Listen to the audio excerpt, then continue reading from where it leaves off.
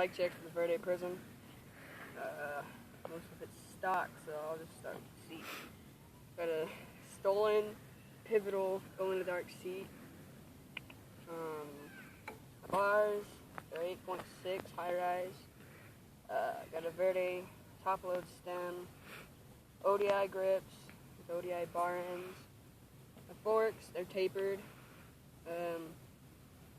Tires, they're Duo SVS 2.25. Go up to 60 psi. I got stock hubs. My rims are Cinema 333s. My pedals, piece of shit. The cranks, pretty beast. Haven't messed up yet or nothing.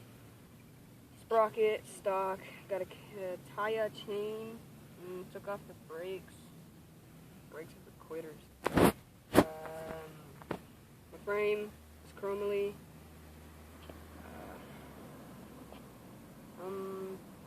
Yeah, my back hub, stock. Got a power bolt.